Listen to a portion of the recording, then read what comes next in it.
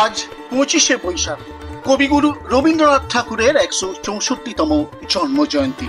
সারা বাঁকুড়া জেলা জুড়ে নানান অনুষ্ঠানের মধ্য দিয়ে দিনটি পালিত হলো।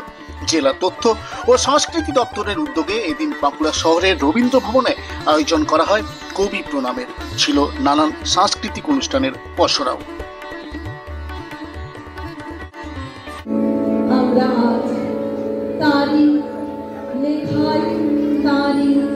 সৃষ্টিতে তাকে পুজো করব। তাই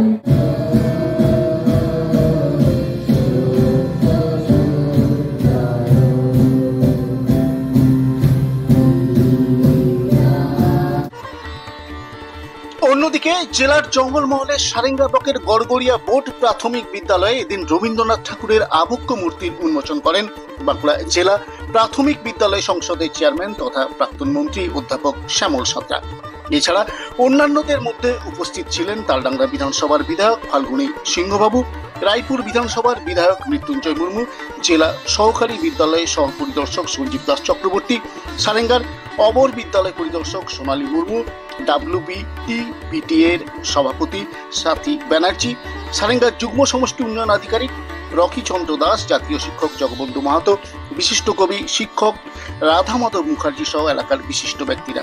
উল্লেখ্য, গড়গড়িয়া বোর্ড প্রাথমিক বিদ্যালয়ের উদ্যোগে বিশ্বকবি রবীন্দ্রনাথ ঠাকুরের 164তম জন্ম জয়ন্তী উপলক্ষে রবীন্দ্র জয়ন্তী ও সাংস্কৃতিক অনুষ্ঠান এবং নবীন বরণ ও বিদায় সম্বর্ধনার আয়োজন করা হয় এদিন। সেই অনুষ্ঠানে বিশ্বকবি রবীন্দ্রনাথ ঠাকুরের আবক্ষ মূর্তির উন্মোচন করেন অধ্যাপক তথা জেলা প্রাথমিক বিদ্যালয় সংসদের চেয়ারম্যান শ্যামল সাঁতরা। এই অনুষ্ঠানে মঞ্চে বক্তব্য রাখতে গিয়ে গড়গড়িয়া বোর্ড প্রাথমিক বিদ্যালয়ের এমন উদ্যোগের ভূয়সী প্রশংসা করেন তিনি। পাশাপাশি পরিবারের সন্তানদের শিক্ষার উপর বাবা মায়ের জোর দেওয়ার আবেদনও জানান শ্যামলবাবু।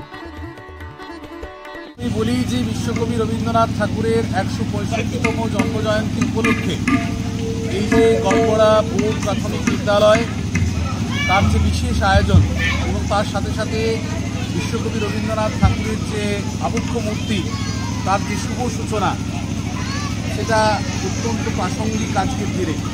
কারণ রবীন্দ্রনাথ ছাড়া বাংলার সাহিত্যে অচল, এটুকু আমরা বলতে পারি। তো বাচ্চাদের মধ্যে রবীন্দ্রনাথের চেতনা, রবীন্দ্রনাথের কবিতা, রবীন্দ্রনাথের গান বা বিভিন্ন দিক আজকে কিন্তু প্রস্ফুটিত হয়েছে এই অনুষ্ঠানের মধ্যে। বিশেষ করে এই বিদ্যালয়ের প্রধান শিক্ষক এবং অন্যান্য সহকারী শিক্ষক শিক্ষিকা, পাশাপাশি গ্রামের সমস্ত স্তরের মানুষজনের পূর্ণ সহযোগিতায় আজকের এই দিনটি অত্যন্ত আড়ম্বরের সঙ্গে পালিত হচ্ছে। আগামীকালও অনুষ্ঠান রয়েছে।